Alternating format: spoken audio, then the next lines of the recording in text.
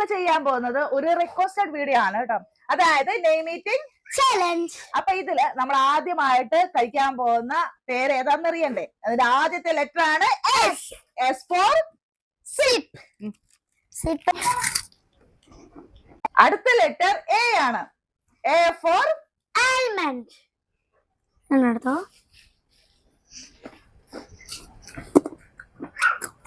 അടുത്ത letter F ആണ്. F for Frooti. അമ്പ്ര പറയുകയാണ് ഈ ഒരു നെയിം മീറ്റിംഗ് ചലഞ്ച് നമുക്ക് ഡെയിലി നടത്തിയാലാന്ന്. ഇതൊക്കെ കഴിക്കാല്ലോ, അതാണ് അവളുടെ ഉള്ളൊരു പേട്ട. അടുത്ത letter A. A for achappam. ഭയങ്കര പാടാ.